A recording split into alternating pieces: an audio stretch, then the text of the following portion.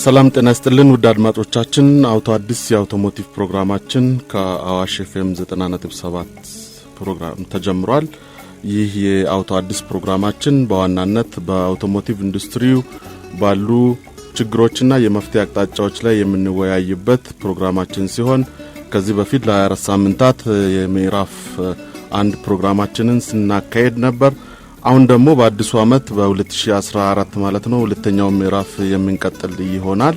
በዚህ ፕሮግራም በዋናነት የምናተኩራቸው ፖይንቶች ወይንም የምንማማርባቸው ርዕሰ ጉዳዮች በተለይም የመንገድ ደህንነት ወይም የአክቲቭ ኤንድ ፓሲቭ ሴፍቲ የምንላቸው ቴክኖሎጂዎች አሉ ተሽከርካሪ ላይ ያሉ ማለት ነው።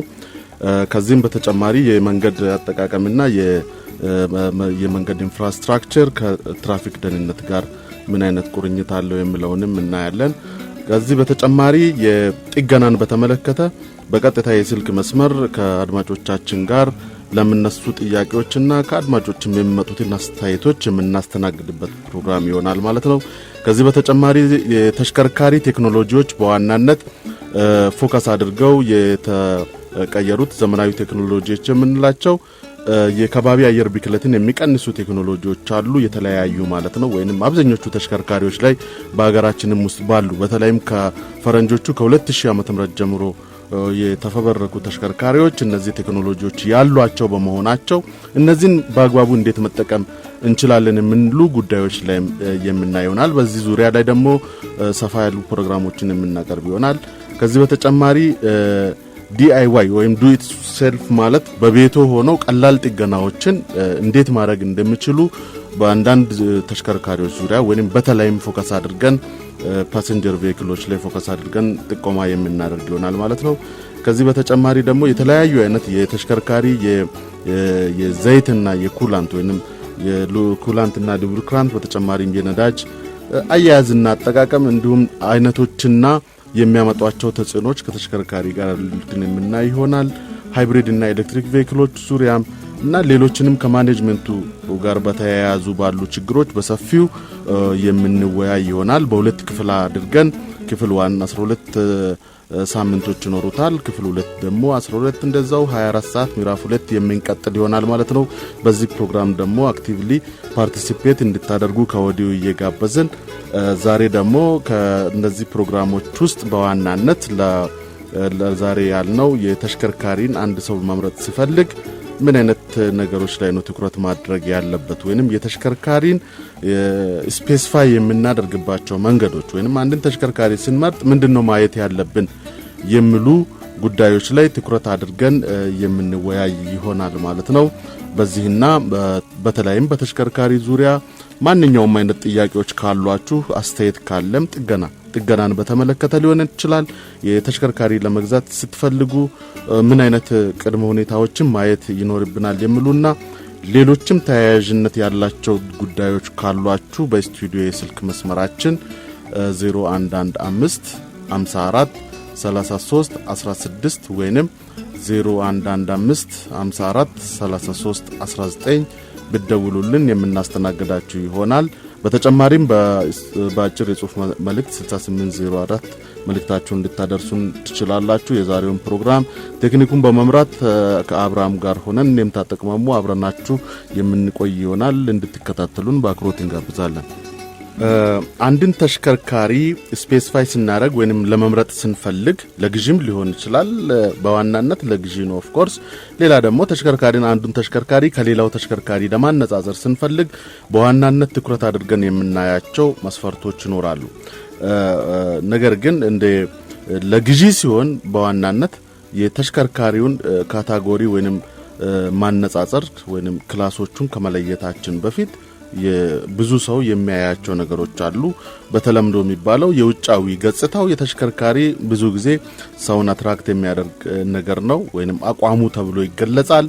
ቀለም ሌላኛው መስፈርት ነው። የተሽከርካሪው ከለር ማለት ነው ወይንም ምን አይነት ቀለም ነው የተቀባው የሚለው ብዙ ጊዜ የምናያቸው ነገሮች ናቸው። ከነዚህ እና በዋናነት የመጫን አቅም አንዱና ወሳኝ ተብሎ ከሚወሰዱ መስፈርቶች አንዱ ነው። የጭነትም ሊሆን ይችላል፣ የፓሰንጀር ቬሂክል ሊሆን ይችላል። ይሄም ወሳኝነት ካላቸው ነገሮች አንዱ ነው። እነዚህ በውጪ የምናያቸው ከዚህ በኋላ በተለምዶ ያገለገሉ ተሽከርካሪዎችን በአገራችን ብዙ ሰዎች በሚገዙበት ጊዜ በመንዳት ወይም በአንድ ባለሙያ አሽከርክሮ ቼክ ያደርጋል። ከዛ በኋላ ወደ ስምምነት የሚካሄድበት ሁኔታ ነው ያለው። ያ ማለት በአጠቃላይ ፐርፎርማንሱን የተሽከርካሪን ሳይንቲፊክ በሆነ መንገድ ብቻ ሳይሆን መንገድ ላይ ባለው ጉልበት ወይንም አቅሙን ጉልበቱን ወይም ፍጥነቱን በማየት ነው በዋናነት የምንገዛውና እነዚህ ነገሮች እንዳሉ ሆነው እነዚህ መሰረታዊ ናቸው። ኦፍ ኮርስ እንቀበላቸዋለን። ከነዚህ በተጨማሪ አንድ ተሽከርካሪ ምን መስፈርቶችን ማሟላት አለበት ለግዢ ብለን በምንልበት ጊዜ መስፈርቶቹ በጣም ብዙ ናቸው ማለት ነው። ብዙ መስፈርቶች ይኖሩታል። አንድ ተሽከርካሪ ለግዢ በምንፈልግበት ጊዜ ከነዚህ መስፈርቶች በዋናነት ተሽከርካሪን የደህንነት ጉዳዩ ዋንኛው ነው። ሃንድሊንግ እንላለን። እነዚህ የተሽከርካሪ ሃንድሊንግን ወይም አያያዙን መንገድ ላይ በመናሽከረክርበት ጊዜ በምንም አይነት ሁኔታ ከፍተኛ የሆነ አደጋ በሚከሰትበት ጊዜ ሃንድሊንጉ ወይም በቀላሉ ተርን የማድረግ ቴንደንሲዎችን የሚቆጣጠሩ ክፍሎች አሉ። ከዚህ በተጨማሪ ሌላው በጥንቃቄ መታየት ያለበት የነዳጅ ፍጆታ ነው። ተሽከርካሪው በሊትር ምን ያህል ይጓዛል የሚሉት ሌላኛውና ዋነኛው ትኩረት መሆን ያለበት ጉዳይ ነው። ከዚህ በተጨማሪ የደህንነት ኮንሲደሬሽኖች ኢግኖር መደረግ የለባቸውም። እንደ ስታንዳርድ ሁሉም ተሽከርካሪ የሲት ቤልት ሊኖረው ይገባል። ሌላው በተጨማሪ ዘመናዊ ተሽከርካሪዎች አብዛኞቹ ማለት ነው እነዚህ ከክላስ ቢ ቀጥለው ያሉት በብዛት ከኢኮኖሚ ወጥተው ኢኮኖሚ ካር የምንላቸው አሉ። ሚድ ሌቭል ወይም ሚዲየም ሳይዝ ካርስ የምንላቸው በአጠቃላይ ኤርባግ እንደ ስታንዳርድ ኢኩፕመንት ሆኖ እየመጣበት ያለበት ሁኔታ ነው ያለው።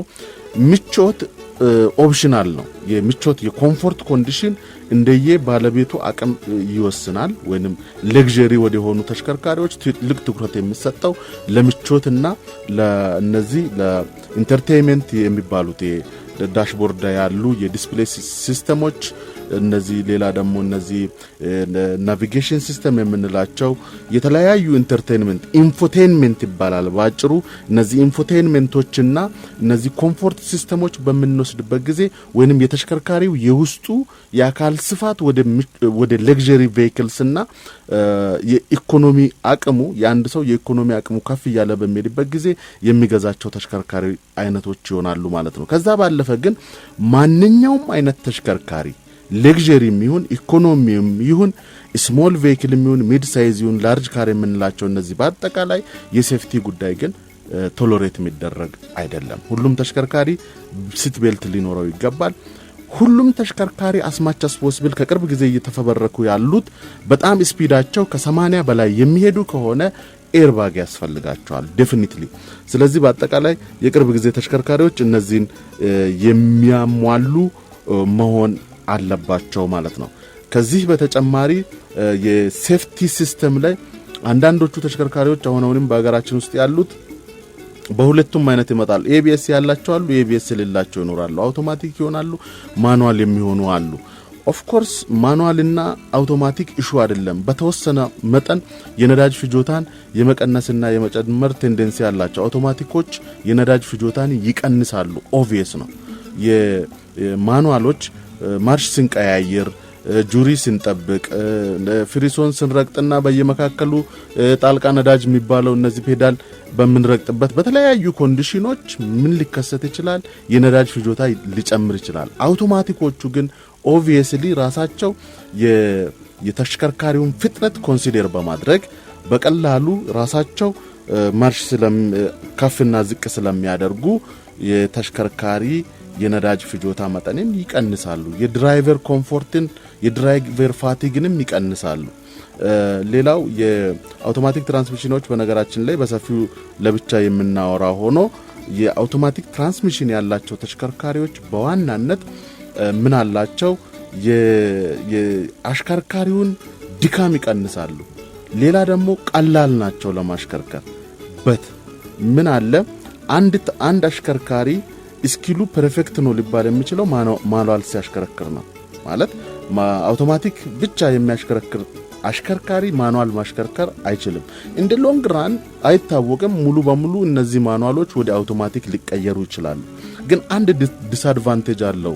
አንድ ጥናት እንደሚያመለክተው አውቶማቲክ ተሽከርካሪዎች ለምን ያደርጋሉ? አሽከርካሪው አላርት አይደለም ወይንም ይዘነጋል። ምክንያቱም ፍሪሶን ስለቅ ማርሽ ሲቀያይር አክቲቭ ነው፣ ስራ ላይ ነው ያለው።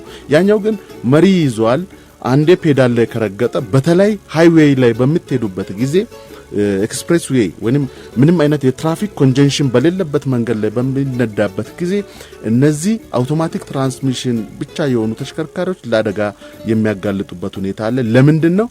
አሽከርካሪው ይረሳዋል ማሽከርከሩን ሁሉ። ዋይ ቢካውዝ አፕሺፍት ዳውን ሽፍት የለም፣ መንገዱ ባዶ ነው። አክሰለሬተር ፔዳል ብቻ ነው የሚረግጠው።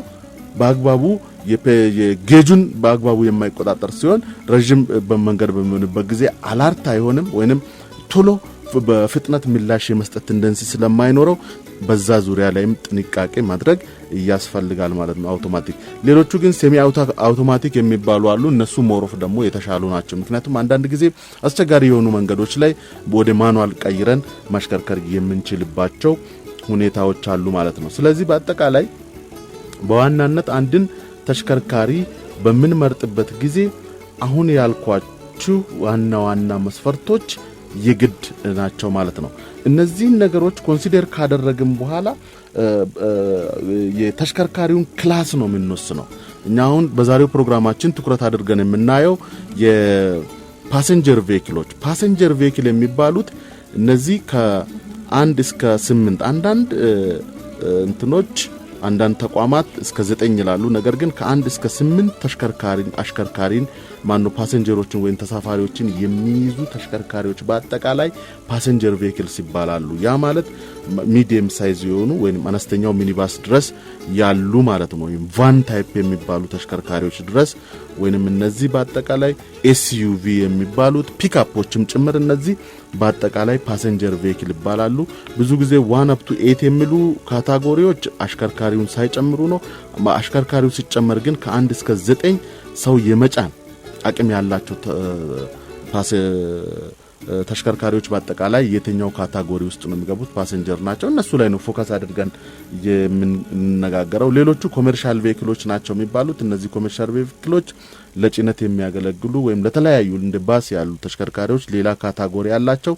ነገር ግን እነዚህ ብዙ ጊዜ ቫራይቲው ወይንም የተሽከርካሪዎቹ በጣም ብዛት ያለው የሞዴልም የክላስም የካታጎሪም ብዛት ያለው እዚህ ፓሰንጀሮች ላይ ስለሆነ እነዚህን ፎከስ አድርገን የምናይ ይሆናል ማለት ነው በዛሬው ፕሮግራማችን። ከዚህ በተጨማሪ እዚህ ካታጎሪ ውስጥ የአንድን ተሽከርካሪ እንደ ቁልፍ ፓርቲ የምታየው ምንድነው? ኢንጂን ነው በዋናነት እስካሁን ባለው ማለት ነው። አሁን ኤሌክትሪኮችና ሃይብሪዶችም እየመጡ ናቸው። ያኔ ደግሞ ወደ ሞተርና ባትሪ ይኬዳል የዋነኛው የትኩረት አቅጣጫ።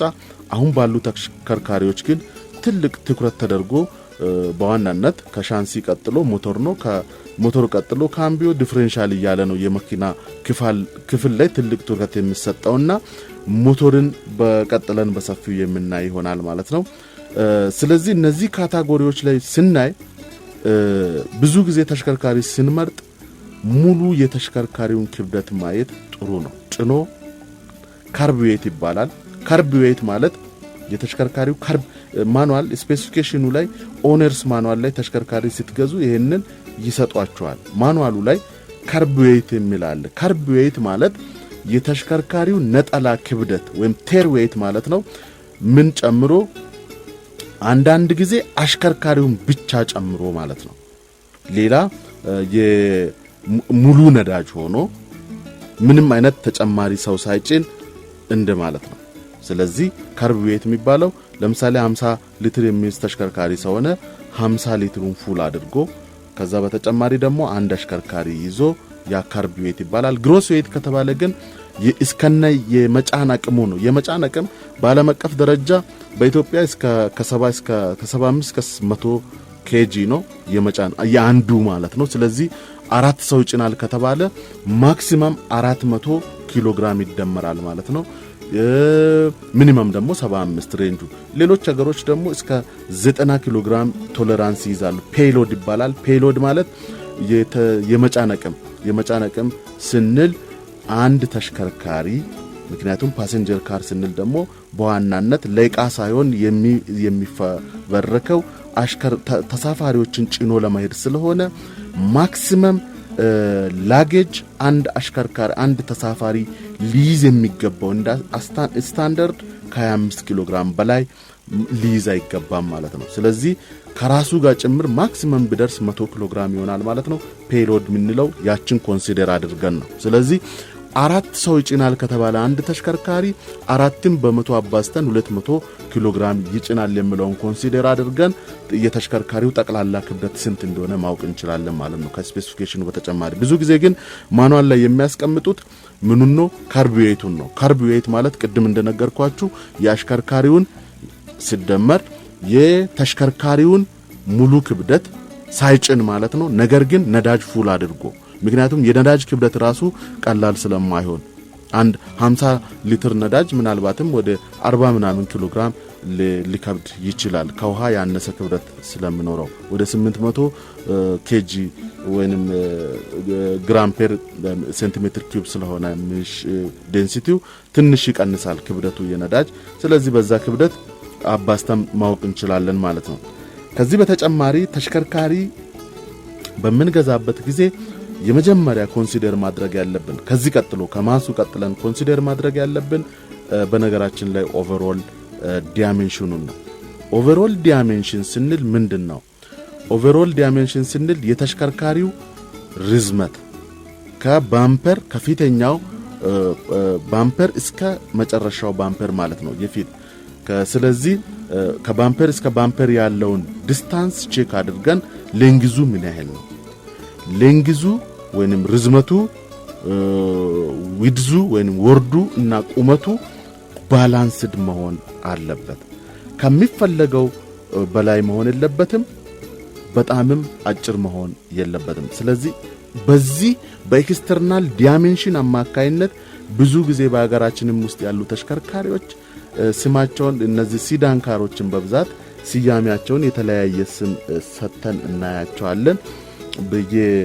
የዩናይትድ ኔሽንስ ወይንም የዩኤስ የፊውል ኢኮኖሚ ጋይድ ምንድነው የሚለው የተሽከርካሪ ካታጎሪ ሰጥቶታል። የአውሮፓ ሀገሮች የተሽከርካሪ የነዚህ ሲዳን ካሮች ካታጎሪ እንደዛው አለ። ነገር ግን በአጠቃላይ በዚህ በኤክስተርናል በውጫዊ ዳይሜንሽኑ አማካይነት አንድ ተሽከርካሪ ክላስ አለው ማለት። ስለዚህ እነዚህን ክላሶች በደንብ ማወቁ ወሳኝነት አለው። ሚኒ ኮምፓክት ይባላሉ የመጨረሻዎቹ ወይንም ትንሾቹ። በነገራችን ላይ አንዳንድ በጣም ትንንሽ ተሽከርካሪዎች አሉ በውጪው ዓለም እንደዚህ የኤርፖርት አካባቢ ትንንሽ እቃዎችን የሚያንቀሳቅሱ እንደዚህ እንደ ሱፐርማርኬት ያሉ ቦታዎች ላይ እቃዎችን የሚያንቀሳቅሱ አይነት ትንንሽ ተሽከርካሪዎች አሉ። እነሱ ማይክሮ ካርስ ይባላሉ። ማይክሮ ማለት አንድ ሰው ብቻ የሚጭኑና ሌሎች እቃ የሚያንቀሳቅሱ ናቸው። ሚኒ ኮምፓክት የሚባሉት ደግሞ ከዚህ ቀጥሎ ያሉት በዚህ ኤሪያ በዲስታንሳቸውና በአጠቃላይ በተሽከርካሪው የውስጥ የማያዝ ካፓሲቲ የሚወሰኑ ናቸው። ከዛ ሰብ ኮምፓክት ይባላሉ። ኮምፓክት ካር ይባላል እኛ ሀገር የታወቀ ነው። የኮምፓክት ሲዳን ይባላሉ። ሰብ ኮምፓክት ይባላሉ። ሌላ ደግሞ ሚድ ሳይዝ እና ላርጅ ቬሂክልስ ናቸው በአብዛኛው የተለመዱት። እነዚህ ሁሉ በአብዛኛው እነዚህ ፓሴንጀር ካሮች ሲዳን ናቸው። ሲዳን ሆነው ሃችባክ ሊሆኑ ይችላሉ። አሁን ኮምፓክት እንዳልኳችሁ ማለት ነው። ሌላው በአጠቃላይ የስኩዌር ባክም ሊሆኑ ይችላሉ። አፕሮቻቸው ስቴሽን ዋገን ሊሆኑ ይችላሉ። ኤስዩቪ ሊሆኑ ይችላሉ ማለት ነው ቅርጻቸው። ነገር ግን በአጠቃላይ የካታጎሪያቸው የመያዝ አቅማቸው የተነሳ ሚኒ ኮምፓክት፣ ሰብ ኮምፓክት፣ ኮምፓክት ሚድ እና ላርጅ ተብሎ ካታጎራይዝ ይደረጋሉ። እነዚህ በፓርት ባይ ፓርት የምናያቸው ይሆናሉ ማለት ነው። እዚህ ጋር አንድ ፎከስ ማድረግ ያለብን ምንድነው የተሽከርካሪ የውጭኛው ፊዚካል አፒሪያንሱ ሌንግዙ መብዛት ምንድነው ጠቀሜታ ምናልባት 5 ሜትር ሊሆን ይችላል። ትልቅ መኪና ከሆነ ላርጅ ቬሂክል የምንላቸው እስከ 5 ይደርሳሉ፣ እስከ 4 የሚደርሱም አሉ ሌንግዛቸው። ከዛ ባነሰ ደግሞ ከ2.5 ድረስ ይሆናሉ በሜትር ማለት ነው አጫጭሮቹ። ስለዚህ እነዚህ ተሽከርካሪዎች ሌንግዛቸው ወይንም ርዝመታቸው በጣም ከፍ ያለ ሲሄድ 휠 ቤዛቸውም ይጨምራል። 휠 ቤዝ ማለት ምንድነው? አንድ ተሽከርካሪ ርዝመቱ ጨመረ ማለት 휠 ቤዙ ይጨምራል። 휠 ቤዝ ማለት ደግሞ የፊት ጎማና የኋላ ጎማ መካከል ያለው ርዝመት ነው 휠 ቤዝ የሚባለው። 휠 ቤዙ መብዛቱ አንደኛ ጠቀሜታው የተሽከርካሪ የውስጠኛው ክፍል ሌግሩም የምንለው እግራችንን እንደፈለግን እንድንዘረጋ ሰፊ ቦታ ይኖራል። ለኋለኛው ፓሰንጀር፣ ለኋለኛው ተሳፋሪም፣ ለፊትለፊቱም ፓሰንጀር ማለት ነው። አብዛኞቹ ተሽከርካሪዎች አሁን በአገራችን ውስጥ ያሉት እግራችንን አጥፈን እንጂ ሙሉ በሙሉ ዘርግተን መቀመጥ እንድንችል የሚፈቅዱ አይደሉም። በተለይ ደግሞ የኋለኛው ተሳፋሪ እግሩን ዘርግቶ የመቀመጥ ቴንደንሲ የለውም ቦታ አብዛኛው ኮምፓክት ካሮች ማለት ነው። ስለዚህ አሁን እነዚህ ስፖርት ካርስ የሚባሉት ትንንሾቹ ስፖርት ካር በጣም ሌግዠሪ የሆኑ ካሮች ግን የኋለኛው ቤዚካሊ በብዛት የሁለት ሰው ናቸው። እነሱ እንደፈለገ እግሩን መዘርጋት ይችላል፣ ወንበሩን ወደ ኋላ መዘርጋት ይችላል። እነሱ ምንድናቸው? ሂል ቤዛቸው በጣም ረጅም ስለሆነ ስለዚህ ለኮምፎርት ትልቅ ጠቀሜታ አላቸው ኮምፎርት ስታንዳርድ ስንል። ነገር ግን ለሲቲ ድራይቪንግ እንደ ታክሲ ለተለያዩ ለአጭር ዲስታንስ ለምንጠቀማቸው ተሽከርካሪዎች 휠 ቤዙ ረጅም መሆኑ ብዙም ተፈላጊ አይደለም። ምክንያቱም አጭር ዲስታንስ ድራይቭ ስለምናደርግ። ስፖርት ዩቲሊቲ ከሆነ ግን በዋናነት ተሽከርካሪው የሚፈለገው ለሌግዠሪና ወይንም ለኮምፎርት ስለሆነ ለምቾት ስለሆነ ምንድነው ማለት ነው የእግር በረጅም እንዲሄድ ይፈልጋል። ነገር ግን አንድ ደካማ ጎን አለው። ምን ይሆናል? ፍሬን በምንይዝበት ጊዜ ይሄ ፒቺንግ ፍሬን ሲያዝ ወደፊት የመወርወር ወይንም የኋላ እግር ብድግላል። በፍጥነት ከቆምንበት ስንነሳ በኃይለኛ አክሰለሬት ስናደርግ ደግሞ የፊት እግር ቀና ማለት ቴንደንሲ ያመጣል። ይሄ ደግሞ ለተሳፋሪዎቹ ኮምፎርት አይሰጥም። ይሄ ደካማ ጎን አለው ማለት ነው በአጠቃላይ። ሌላው እነዚህ ዊድዙ ነው ዋንኛው። ሌላኛው ዊድዝ ማለት በግራና በቀኝ እግር ወይንም ጎማ መካከል ያለው ዲስታንስ ማለት ነው። እሱ ትራክ ይባላል ሴንተር ላይ። ከዛ ግን በአጠቃላይ ጠቅላላ የጎንዮሽ ስፋቱ የተሽከርካሪ ዊድዝ ይባላል። ይሄ ትራኩ መጨመሩ ጥሩ ነው። በጣም ሲሰፋ ምን ይሆናል? ተርኒንግ ሬዲየስን ይጨምራል። ስንዞር ብዙ ጊዜ ባጭር ማዞር አንችልም ማለት ነው። እንድናሰፋ ይፈልጋል። ነገር ግን ስቴብል ነው። በኃይለኛ ፍጥነት በምንሄድበት ጊዜ አይታችሁ ከሆነ አንዳንድ ተሽከርካሪዎች ጥሩ በኮምፎርት የተሰሩ ተሽከርካሪዎች በአብዛኛው ምንድናቸው? ትራክ ዊድዛቸው ሰፊ ነው። ትራክ ዊድዙ ሰፊ ነው ማለት በሌላ አቅጣጫ ምንድነው? የነዚህ ተሽከርካሪዎች ሃንድሊንጋቸው ቤስት ነው ማለት ወይንም ተሽከርካሪ በቀላሉ አይገለበጥም። ስለዚህ መሬት ቆንጥጦ የማያዝ ቴንደንሲ ይኖረዋል ማለት። ቁመትም ሲጨምር እንደዛው ነው። ቁመቱ በጣም ከፍ ያለ ተሽከርካሪ የመውደቅ ቴንደንሲ ይኖረዋል፣ ሮል ያደርጋል ማለት ነው። ነገር ግን ሩሙ ወይንም የተሽከርካሪ የውስጠኛው ክፍል ሰፊ ይሆናል። እቃ ለማስቀመጥ ይሁን ለማንኛውም ለቬንቲሌሽንም ሰፋ ያለ ኤሪያ እንዲኖር ያደርጋል። ስለዚህ በአጠቃላይ ተሽከርካሪዎችን በመናይበት ጊዜ በፕሮፖርሽን እንዴት አድርገን ይህንን መምረጥ እንችላለን የሚለውን ቀጥለን የምናይ ይሆናል ማለት ነው። ሌላው የተሽከርካሪዎቻችንን በመንመርጥበት ጊዜ የምናያቸው ዋነኛ የሆኑ ቅድም እንዳልኳችሁ የኢንጂን ክፍል ነው። እሱንም በቀጥታ የምናይ ይሆናል። ሌላው የቦዲው ታይፕ መታየት መቻል አለበት። ቅርጹ ማለት ነው። ስኩዌር ነው፣ ሲዳን ነው፣ ሃችባክ ነው። ሁሉም የራሳቸው የሆነ ጠቀሜታ አላቸው። ሁሉም ደግሞ የራሳቸው የሆነ ደካማ ጎን አላቸው ማለት ነው። ስለዚህ በአጠቃላይ ኤሮዳይናሚክ ሼፑ የንፋስ የመሰንጠቅ ቴንደንሲው ጥሩ የሆነው ቅርጽ በብዛት ይመረጣል። ሌላው ሲዳን ሆኖ ነገር ግን ከኋላ ሾጠጥ ብለው የሃችባክ ወይንም የስቴሽን ዋገን ቅርጽ ያላቸው ተሽከርካሪዎች በብዛት ይመረጣል። በነገራችን ላይ አዳዲሶቹ አሁን ኤክስኪዩቲቭ እና እነዚህ ሌግዠሪ የሆኑ ኤስዩቪ ቬሂክሎች ምን ያደረጓቸው ነው?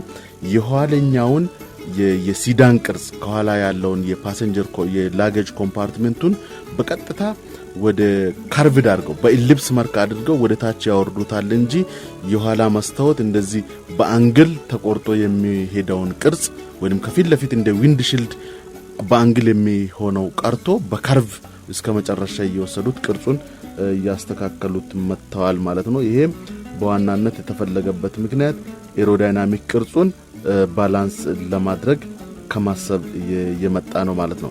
በአጠቃላይ አንድን ተሽከርካሪ እንደ ሪኳየርመንት በምንመርጥበት ጊዜ ክብደቱ ያነሰ መሆን አለበት።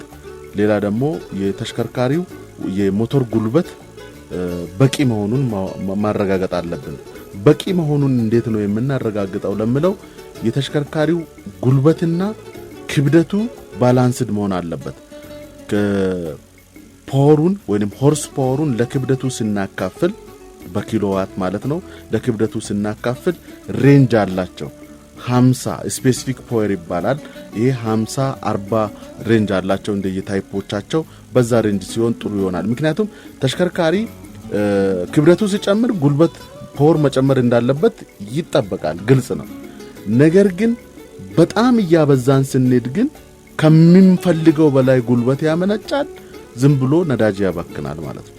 ከምንፈልገው በላይ ጉልበት የሚያመነጭ ሞተር ትንሽዬ መኪና ላይ ጭነን መሄድ ማለት ነዳጅ ማባከን ነው። ይሄም ቢክነስ ስለሚሆን ለተሽከርካሪው የጭነት መጠን የሚመጥን መሆን አለበት። ይሄም በሲሙሌሽን በተለያየ ፕሮግራሞች ምን ያህል ጉልበት እንደሚያስፈልገው የሚረጋገጥበት መንገድ ስላለ ለእናንተ ለተጠቃሚዎች ግን ብዙ ጊዜ የፓወሩን ወይንም የተሽከርካሪውን ኪሎዋት የክብደቱ በመናካፍልበት ጊዜ ከ45 እስከ 50 ቁጥር የሚሰጠን ከሆነ ቀላል ሜዠርመንት ነው። በዛ መሃል ከሆነ ጥሩ ነው። በጣም ያነሰ በሚሄድ ጊዜ ጉልበቱ በቂ አቅም አይኖረውም። ከ50 በላይ ወደ 60 70 ከፍ ያለ በሚሄድበት ጊዜ ደግሞ ምን ይሆናል ማለት ነው?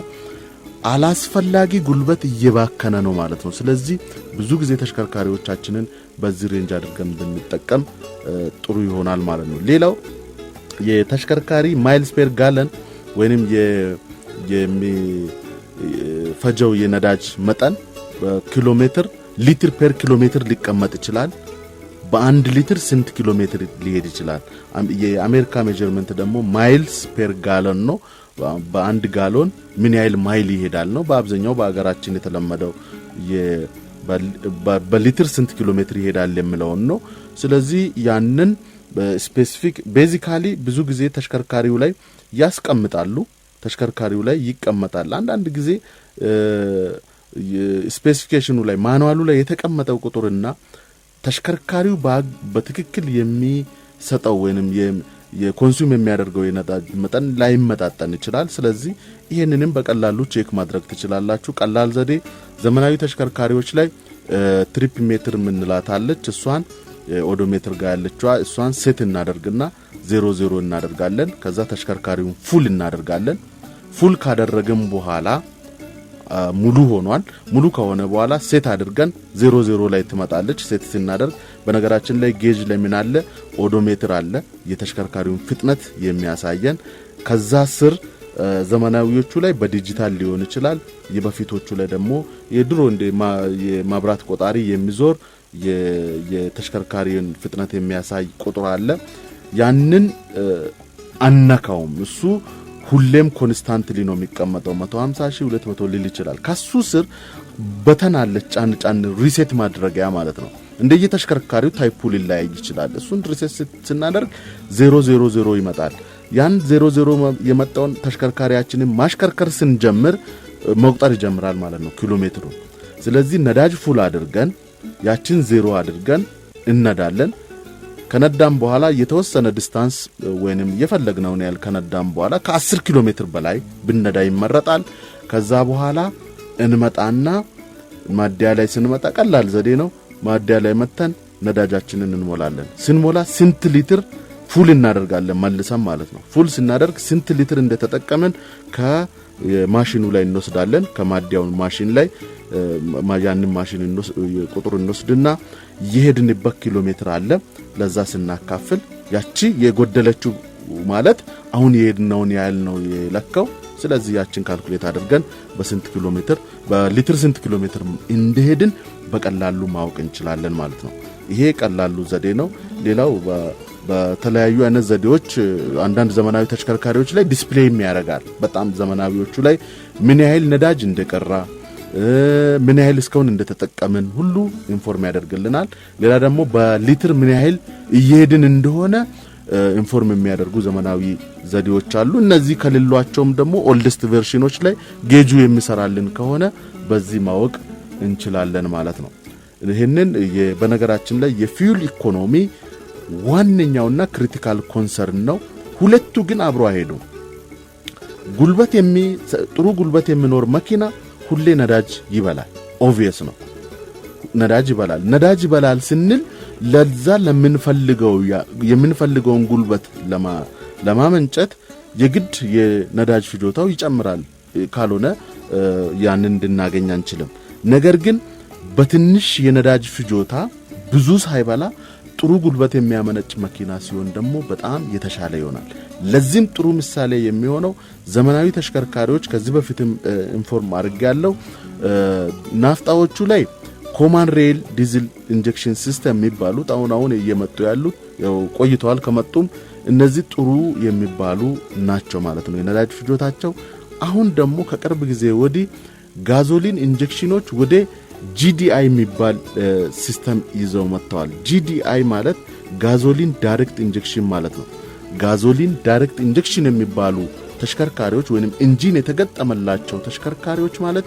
በጣም ጥሩ ኢንጂን ያላቸው ነው አክቹአሊ ውድ ሊሆኑ ይችላሉ ኦፍ ኮርስ እነዚህ ተሽከርካሪዎች የነዳጅ ፍጆታቸው በጣም ይቀንሳል ነገር ግን ከፍተኛ ጉልበት ነው የሚያመጡት ስለዚህ ይሄን እንዴት ነው ሊያደርጉ የሚችሉት የበፊቶቹ ተሽከርካሪዎች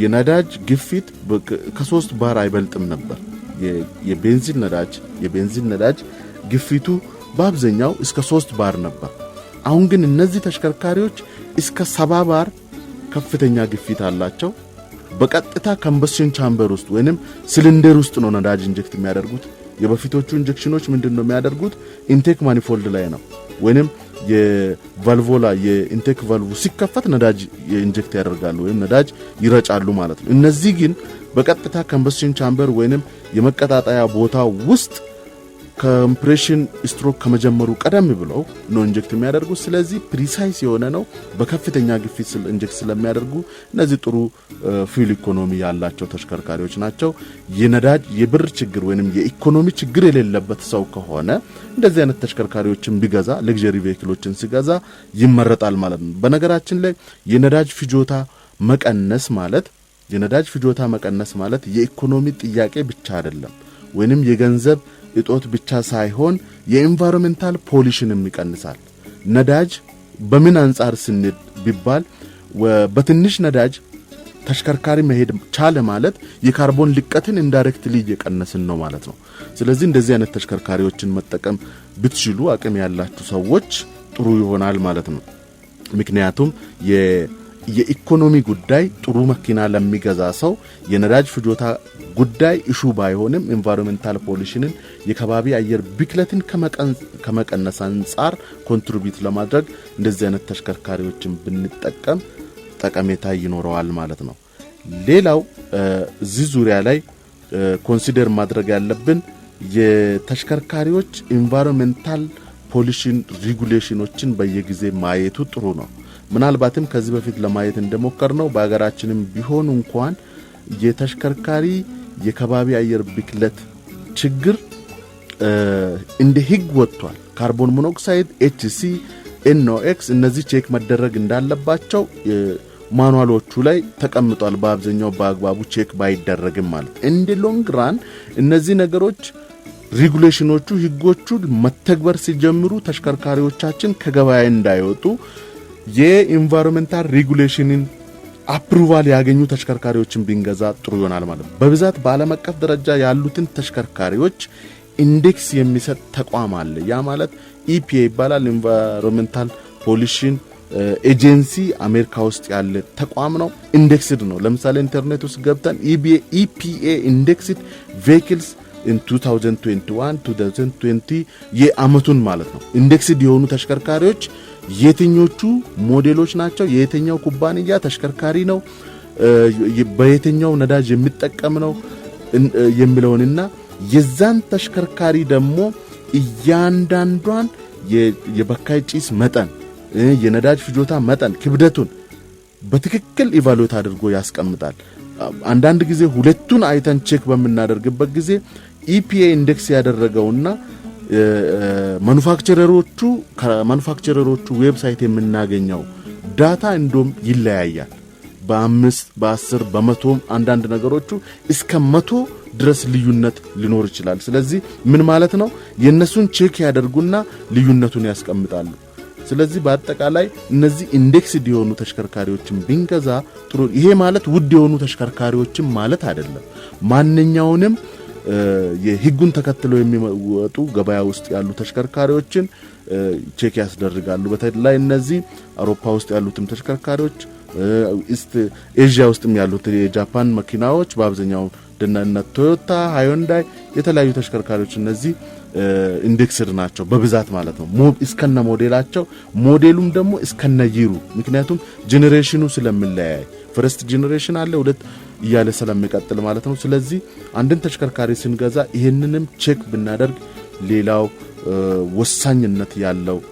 ነጥብ ነው ማለት ነው ከዚህ ባለፈ ሌሎችንም ነገሮች የለያየን ኮንሲደር የምናይ ይሆናል ማለት ነው ውድ አድማጮቻችን እየተከታተላችሁ ያላችሁት አውቶ አዲስ የአውቶሞቲቭ ፕሮግራማችን ነው በዚህ ፕሮግራማችን ላይ ጥያቄ አስተያየት ካላችሁ በስቱዲዮ ስልክ መስመራችን 0115 54 33 16 ወይንም 0115 54 33 19 ልደውሉልን ትችላላችሁ በተጨማሪም በአጭር የጽሁፍ መልእክት 6804 መልእክታችሁን ልታደርሱን ትችላላችሁ እናስተናግዳችኋል ማለት ነው እየተወያየን ያለነው በአውቶሞቲቭ ወይንም በተሽከርካሪ የግዢ ሂደት ውስጥ ኮንሲደር ማድረግ ያለብን ምን አይነት ተሽከርካሪ ነው ለኔ ጥሩ የሚለውን ለማወቅ በእርግጥ በተለያዩ ቴክኒካል የሆኑ ነገሮችን ማየት እንደሚያስፈልግ ስለተረዳን እነዚህ ነገሮች ለመጠቆም የሞከርን ነው ከዚህ በተጨማሪ የዋጋ ሁኔታ ነው ዋጋ በዋናነት አንድን ተሽከርካሪ ለመግዛት ከማሰባችን ስናስብ ከነዚህ ሁሉ መቅደም ያለበት በነገራችን ላይ የዋጋ ጉዳይ ነው ስለዚህ አቅምን ያገናዘበ ተሽከርካሪ መግዛት እንችላለን ያ ማለት ደግሞ ኦፍ ኮርስ ተሽከርካሪ ለመግዛት በአገራችን በኢትዮጵያ ከእንደ ቤት ከመስራት ወይ አንድ ሰው ቤትን ከመግዛት ቀጥሎ ውዱ ነገር ብለን ልንወስድ እንችላለን ስለዚህ ይሄን ለመግዛት ገቢ ያለው ሰው ነው ሲጀመር መኪና ለመግዛት የሚያስበው ማለት ነው ምንም ገቢ ሳይኖረን ተሽከርካሪ ለመግዛት አናስብም ስለዚህ ተሽከርካሪ ሲንገዛ አንድ ማሰብ ያለብን ነገር የተሽከርካሪውን የምንገዛው ወጪ ሳይሆን ተሽከርካሪው በራሱ ወጪ ይዞ ይመጣል እነዚህ ነገሮች ከግንዛቤ ማስገባት ይግድላል ምናልባትም አንድ የመንግስት ሰራተኛ ወይንም በደሞዝ የሚተዳደር በትንሽ ደሞዝ አቨሬጅ መካከለኛ ገቢ ያለው በአገራችን ኮንቴክስት ማለት ነው እስከ 10000 ደሞዝ ያለው ሰው ተሽከርካሪ ገዝቼ ልጠቀም ብል በጣም ከባድ ነው ኢኒሻል ገንዘቡን ቢያገኙ እንኳን ኢኒሻሊ ተሽከርካሪውን የሚገዛበትን ገንዘብ ብኖረውና ከዛ በኋላ ያሉት ኮስቶች ቀላል አይደሉም ማለት ነው አንደኛ የነዳጅ ወጪ ቀላል አይደለም ሁለተኛ የተሽከርካሪ ምናልባትም አዲስ ተሽከርካሪ ሆኖ ቶሎ የማይበላሽ ከሆነ ጥሩ ነገር ግን አሮጌ ተሽከርካሪ በመንገዛበት ጊዜ ብልሽቱ በራሱ ከፍተኛ የሆነ ወጪ ሊያስወጣ ይችላል ሌላው እሱ ነው ሁለተኛ ተሽከርካሪ ቢበላሽም ባይበላሽም as a principle ሁሌ ቅድመ ብልሽት ፍተሻ ወይንም ጥገና ያስፈልገዋል ማኑፋክቸረሩ ያስቀምጣል በ5 ወር ማነው በ5000 ኪሎ ሜትር በአብዛኛው 5000 ኪሎ ሜትር ከሄደ በኋላ ሚኒመም ማለት ነው ዘይት መቀየር አለበት ብለን እንወስዳለን በአቨሬጅ ነው ይያልኩ ያለውት የእያንዳንዱ ተሽከርካሪ የማኑዋሉን ማየቱ ጥሩ ሊሆን ይችላል አሁን አንዳንድ ጊዜ በመናይበት ጊዜ ወደ ክፍለ ሀገር አቧራ በሚበዛበት ኤሪያ ላይ የሚሰሩ ተሽከርካሪዎች 5000 ኪሎ ሜትር አይጠብቁም ምክንያቱም በጣም አስቸጋሪ የሆኑ መንገዶች ላይ ድራይቭ ስለሚያደርጉ የተጨናነቁ ሁኔታዎች ላይ ስለሆኑ ዘይት ከዛ ቀድሞ የመቀየር ቴንደንሲ ይኖራል።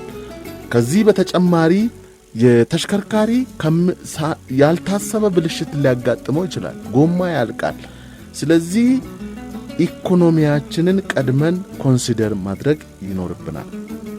ሌላው ሴፍቲ ያስፈልጋል። አደጋ ሊከሰት ስለሚችል አይታወቅምና ኢንሹራንስ መግባት ይግድላል። ኢንሹራንስ እንገባ። እሺ ሄሎ ሰላም ናችሁ? እንዴት ናችሁ? ጤና ይስጥልን። ማን እንበል? መሐመድ ሸበቶ ይባላል ካለም ገና። በመጀመሪያ እንኳን ለ2014 ለመጀመሪያው ፕሮግራም አደረሳችሁ። እንኳን አብሮ አደረሰን። እና በማስቀደም ያው እየሰማው ነው። በጣም ደስ የሚል ግንዛቤ ነው። እንደ ትምህርት ቤት ማለት ነው። ይሄንን ላወቀው ትምህርት ቤት ማለት ነው። እኔ እንግዲህ በአጋጣሚ ባጃጅ ወኪል ጋር ነው የምሰራው። የባጃጅ ሽያጭ ኩይት አለ፣ እቺ የጭነቱ አለች፣ ያው ባጃጅ አለ እዛ ጋር ነው። እና ሽያጭ ላይ ስናካሂድ ያለውን ነገር ሁሉ በደንብ አድርጌ አስረዳቸዋለሁ። አንዳንዴ ከፋብሪካ ያው ላባቶሪ ተጠንቶ ስለሚመጣም ኢንቴክት ያለውን ነገር እነግራቸዋለሁ። ፉል አድርጌ በሪታ ሳይቼ ምናምን ሰጣቸውና ከዛ አንዳንዶቹ ዘይት መቀየር አለበት የትሬን የምናምን ገባጅ ይሄዱና ከዛ ገባሽ እንደወሰዱት ቀጥታ ያንን ንጹህ ዘይት በእቃ ደፍተው ሌላ እንትን ብለው ከነሱ የወሰዱትን ዘይት ለሌላ ሲጠቀሙ ያዩዋቸው አሉ። እንደዚህ አይነት አሁን ምንም የማያውቁ ግን እንደሚያውቁ ሆነው አብረው ከገዢ ጋር ይመጣሉ። ምንም የማያውቁ ለብዙ ዓመት ሽፍናን የሰሩ አሉ። እና ይሄን እንደዚህ አይነት ፕሮግራም ላይ ቢከታተሉ እኔ እንጃ ግን እሺ አይሰሙም እንጂ ቢከታተሉ ብዙ ያጋብራሉ። መንጃት ከቻልክ ምን ያረጋል ቀሪው እውቀት የሚል አስተሳሰብ ያለው በጣም ብዙ ነው እኛ ሀገር ላይ። ለዚህ ነው አደጋም የሚበዛው የሚመስለኝ። እውነት ነው። እኔ አሁን ብዙ ያው ስንት 2-3 ዓመት ምናምን ነው ይሄን ነገር ገጣጥማለሁ። ያው ወኪል ጋር ሲሆን የተወሰነ ትንሽ 5% ምናምን ነው የሚገጣጠመው እና ይመጣል። ግን እስካሁን በደንብ አድርጌ ቢያንስ 50% የታመመው ማንከብ እስክችል መንጃ ፈቃድ አላወጣም ብዬ በራሴ ማዕቀብ አድርጌ የ3 ዓመት ሙሉ ችዬ ማለት እዚህ ጋር ግን ችለው ትርፍ ጊዜያቸውን እንኳን ይሄን የመሰለ ፕሮግራም ይሄን የመሰለ በነጻ ሳይከፈልበት የመሰለ ፕሮግራም ቢያዳምጡ ያላቸው እውቀት ላይ ፕላስ ያደርጋሉ። ለትንሽ ኢንፌክት እንኳን ገራጅ የሚሄዱ ናቸው። አሁን ይሄ ለገዳ ቁጭ ብለው ጫት እየቃሙ ያሉት ሁሉ ነው። እናመሰግናለን። ነው አደጋም ለዚህ ነው የሚቀንሰው። አንድ የሆነ ነገር ካልተደረገ በስተቀር አሳሳቢ ነው። እኔ አሁን እንዳየሁት እኔ ከኮንስትራክሽን ዘርፍ ነው 20 ምናምን ዓመት ሰርቼ ወደዚህ የተገለጽኩት። እናመሰግናለን ስለሰጡን አስተያየት እናመሰግናለን። እሺ ቴንኪው። እና እንዲህ አይነትም ችግሮች አሉ ነው አዲስ በመግዛት መሀል በደንብ የሚያክሰው ነው ይዞ መምጣት ያላቸው ገዢዎች። እውነት ነው። እሺ እናመሰግናለን። ቴንኪው። እኔም አመሰግናለሁ። እሺ የአድማጫችንን አስተያየት ጥሩ ገንቢ ነው እንቀበላለን። ስለዚህ ማንኛውንም ነገር በእውቀት ላይ ተመስርቶ ነገሮችን ማድረግ ጥሩ ነው። እኛም ለዚህ ነው ትኩረት አድርገን ነገሮችን የምናቃቸውን ነገሮች ለመጠቆም እየሞከርን ያለ ነው። ስለዚህ ማንኛውም ሰው በእውቀት ሁሌ በትምህርት ብቻ ሊመጣ አይችልም። በልምድም ያካበቱ እውቀት ያካበቱ ሰዎች አሉ። የቴክኒካል ስኪላቸው አንዳንድ በጣም ጥሩ ስራዎችን የሚሰሩ መካኒኮችን አቃለው በግሌም ቢሆን እነዚህ ሊከበሩ ይገባል። ከነዚህም ቢሆን ቀርቦ ማንኛውንም አይነት የሚጠቅመውን እውቀት ተቀብሎ ጠቃሚ ነገር መስራት ራስንም ካደጋ ይጠብቃል፣ ለሀገርም ይጠቅማል ብለን እናስባለን። ለዚህም ነው እኛም የቻልነውን ያህል ያበረከትን ያለነውና ስለዚህ ሁሌም በጥንቃቄ ነገሮችን ማድረጉ ጠቀሜታ አላቸው። አጉል ቦታ መዋልም ራስን ይጎዳል እንጂ ጠቀሜታ የለውም የሚል ምክርና አስተያየት ይኖረናል ማለት ነው። ሌላው ወደ ውይይታችን ወደ ስንመለስ የግዢ ላይ ቴክኒካሊ የወጪዎቹ ሁኔታዎች ቀላል የሚባሉ አይደለም። በዚህ ዙሪያ ላይ ነበር ያወራን ያለነው። ወጪ ይጨምራል። ኢንሹራንስ አለ፣ ሶስተኛ ወገን ግዳጅ ኢንሹራንስ ትገባለ። ከዚህ በተጨማሪ አንድ አሽከርካሪ ኢንሹራንስ ቢገባ ጥሩ ነው። እድር በተለምዶ በአገራችን ውስጥ ባለው እድር እንደማለት ነው። ኦፍ ኮርስ ይሄ ማለት ምንድነው? አደጋ በሚከሰትበት ጊዜ ከአደጋ ነፃ ለመሆን ይሄም ቀላል የሚባል ወጪ አይደለም። እሱንም ወጪ አውቆ መግባት ጥሩ ነው ማለት ነው። ስለዚህ ቀደም አድማጫችን እንዳሉት የሜንቴናንስንም ሁኔታ በራስ ለምሳሌ እነዚህን ቀላል የሆኑ ጥገናዎችን በራሳችን አንደርስታንድ ብናደርግ አንድ ሹፌር እንደውም በፊት የሚባለው ሹፌር መካኒክ ተብሎ በጣም ተፈልገው ነበር የሚቀጠሩት ሁላ ያ ማለት ምንድነው አንድ ሹፌር የመካኒክነቱንም ችሎታ የተወሰነ አቅም ካለው ተፈላጊነቱም ከፍላል ስለዚህ አንድ ሹፌር ብዙ ነገሮችን ሜንቴን የማድረግ ቴንደንሲ ሊኖረው ይገባል ስለዚህ እነዚህን ከቤቱ ሆኖ መሰረታዊ የሚባሉ የጥገና ዘዴዎችን ብናቅ ዘይት መቀየር ብንችል ወጪዎችን እንቀንሳለን ማለት ነው ስለዚህ ከመካኒኮች ጋር ወደ መካኒኮች ጋር የምንሄደው የጥገና ሂደት ከበድላሉት ብቻ ሆኖ ቀላሎቹን በቤታችን መጠገን ስንችል እነዚህን ወጪዎችንም መቀነስ የሚቻልበት ሁኔታዎች አሉ ከዚህ በተረፈ ተሽከርካሪን ስንገዛ ቀደም እንዳልኳችሁ የምንጠቀምበትን አገልግሎት ማወቅ ግድላል ያ ማለት ምንድነው ለምንድነው ተሽከርካሪን የሚፈልገው ለምሳሌ አዲስ አበባ ከተማ ውስጥ ከቤቱ ወደ ቢሮ ወይንም ወደ ስራ ቦታ ይሄዳል ወደ ቤቱ ይመለሳል አንድ ሰው ምናልባት ባለትዳር ሊሆን ይችላል ቤተሰብ ብዙ ከሌለው ለሁለት ሰው ወደ ስራ መሄድ ወደ ቤት መመለስ እንደዚህ አይነት እንቅስቃሴ የሚያደርግ ሰው ከከተማ ከአዲስ አበባ ውስጥ ብዙም የማይወጣው ኤስዩቪ እነዚህን ስፖርት ዩቲሊቲ ቬሂክልስ የምንላቸው እንደዚህ ትልልቅ ላንድ ክሩዘሮች ያሉ ተሽከርካሪዎችን መጠቀሙ ምን እንግሊዝ ነው ለኔ ምናልባት ያንን መጠቀሙ ከኢሜጅ አንፃር ከኢኮኖሚክ ስታተስ አንፃር ከፍ ሊያደርገው ይችል ይሆናል ሰዎችን ካስደሰተ ኦብቪየስሊ ሊሄድ ሊያስኬድ ይችላል ኤስዩቪ ተሽከርካሪዎች በብዛት የሚያስፈልጉት ለምንድነው ከከተማ ውጪ ለረጅም መንገድ አንዳንድ ተጨማሪ ጭነቶችንም ጭነን ለቱር ኦፍሮድ የሆኑ ከመንገድ ውጪ የሆኑ አስቸጋሪ የሆኑ መንገዶችም ጭምር ለማሄድ ነው እነዚህ ተሽከርካሪዎች የሚያስፈልጉት እነዚህ ተሽከርካሪዎች የነዳጅ ፍጆታቸው በጣም ከፍተኛ ነው በአንጻራዊነት ነው ምለው ስለዚህ አንድ ሰው ከቤቱ ተነስቶ ስራ ቦታ ደርሶ ማታ ደግሞ ተመልሶ ወደ ቤት የሚመጣ ሰው እንደዚህ አይነት ተሽከርካሪዎችን መጠቀሙ ጠቀሜታው ወይንም ምንም ትርጉም የሚሰጥ አይደለም በነይታ ምናልባት የቀደም እንዳልኳችሁ ይሄ ኢሜጅ የምንለው የተሻለ ኢኮኖሚካሊ ሀብታም ሰው ነው ጥሩ ነው የሚለውን እንዲያንጸባርቅለት ካልፈለገ ከፈለገ ነው እንጂ ሌላው በኢኮኖሚክ ኮንቴክስትም ከሄድን በኤንቫይሮንመንታል ፖሊሽንም በነዳጅ ፍጆታም ኮንቴክስት ብንሄድ የትራንስፖርት ሴክተሩ ብዙ ጥናቶች ከሚያሳዩት አንፃር ብዙም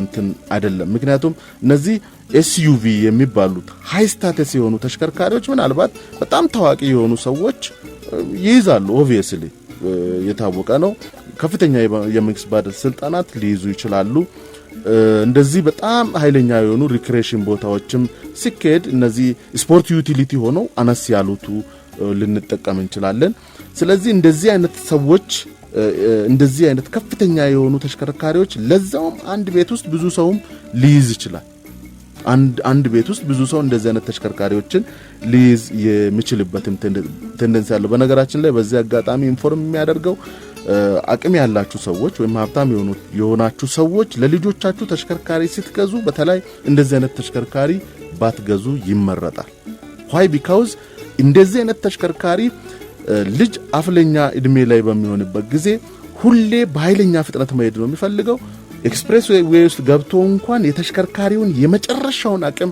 ማየት ነው የሚፈልገው ስለዚህ in between ኢኮኖሚና ለግዠሪ ቬሂክል ያሉ ተሽከርካሪዎች አሉ እነዚህ ኮምፓክት የሆኑ ሰብ ኮምፓክት የሆኑ ወይንም ኮምፓክት የሆኑ ተሽከርካሪዎች ሚዲየም መካከለኛ ሆነው የነዳጅ ፍጆታቸውንም ከፍተኛ ያልሆኑ ኢሜጃቸውም ጥሩ የሆኑ በብዛት በአገራችን ውስጥ የምናያቸው እነዚህ ኤክስኪዩቲቭ እና ሲዳን ካሮች በዛ ሬንጅ ቢሆን ይመረጣል ስትሮንግሊ አድቫይዝ የሚያደርገው ኤስዩቪ ቬሂክልስ ለልጅ ወይንም ለልጆች ባትሰጡ በተለይ ከ28 አመት በታች ለሆነ ወጣት እነዚህ ኤስዩቪ ቬሂክልስ ባይሰጥ ይመረጣል የሚል ሪኮሜንዴሽን አለ ሪኮሜንዴሽኑን በነገራችን ላይ ይሄ ዝም ብዬ ከራሴ በግምት ያነሳው ሳይሆን ያለ ነው በስታንዳርድ ላይ ማለት ነው ምክንያቱም በዛ ኤጅ በጣም ድራይቭ ማድረግ ኢንጆይ ያረጋቸዋል ማለት ማሽከርከር በራሱ ስለሚያዝናናቸው በቶፕ ስፒድ ማይድ ነው የሚፈልጉት እነዚህ ተሽከርካሪዎች ደግሞ መንገድ አግኝተን ካሽከረከርናቸው ከነዳናቸው ከ160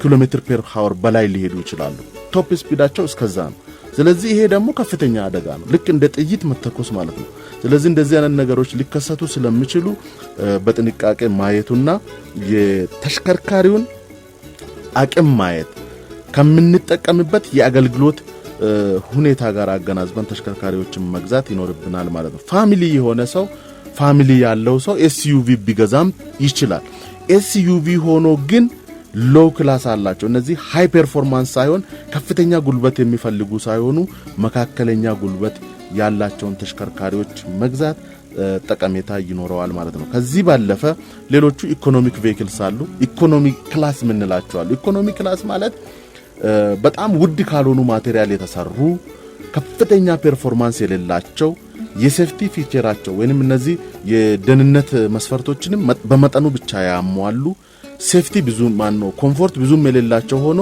የሌግሩም ቅድም ያልኳችሁ እግር በሰፊው ኢንተርቴይንመንት የሌላቸው የእግር ሩም በሰፊ ሆኖ የሌላቸው ተሽከርካሪዎች አቅማችንን አገናዝበን እንደዚህ አይነት ተሽከርካሪዎችን መግዛት ደግሞ የነዳጅ ፍጆታችንንም ሊቀንስ ስለሚችል በዛ ደረጃ ብናይ የተሻለ ይሆናል ማለት ነው እነዚህን ኮንሲደሬሽኖች በትክክል አይተን አንድን ተሽከርካሪ መግዛት ከቻለን አንደኛ በአጠቃቀም ምክንያት የሚከሰቱ የነዳጅ ፍጆታ በከፍተኛ ሁኔታ ይቀንሳል ሌላው ነገር ደግሞ ስንገዛ ወጪው አነስተኛ ነው የሚሆነው ምናልባት እነዚህ ተሽከርካሪዎች አንዳንድ ጊዜ ችግሩ ሪቴል ፕራይሳቸው እየቀነሰ ይሄዳል ደና ተሽከርካሪ መግዛት አንደኛው ጥሩ ጠቀሜታ መልሰን በመንሸጥበት ጊዜ ምን ይሆናል ማለት ነው ጥሩ ዋጋ ያወጣሉ ኦብቪየስሊ እንደ ባለሙያ ሪኮመንድ ማደርገው አንድ የተሽከርካሪ ተጠቃሚ ከ5 ዓመት በላይ አንድን ተሽከርካሪ ባይዝ ይመረጣል በጥንቃቄ ይዞ ቢቀይር ምክንያቱም ምንድነው ቴክኖሎጂውም ዳይናሚክሱ ፈጣን ስለሆነ ያንን ደግሞ ለሌላው ቢያስተላልፍ የተሻለ ይሆናል ማለት ነው በዚህ ሁኔታ የተሽከርካሪ ምርጫን ማድረጉና የምንፈልገውን ክላስ በመንፈልገው የአገልግሎት አይነት መምረጥ ያስፈልጋል ማለት ነው ዛሬ ያያናቸው እነዚህን ሲሆን በሚቀጥለው ፕሮግራማችን ደግሞ የተሽከርካሪ ክላስ ምን አይነት ክላሶች ናቸው ያሉት በዓለም አቀፍ ደረጃ ኢንጂኖቹስ ምን አይነት ካታጎሪ ነው የሚለውን በሚቀጥለው ፕሮግራማችን የምንላይ ይሆናል እስከዛው ሰላምን ሰንብት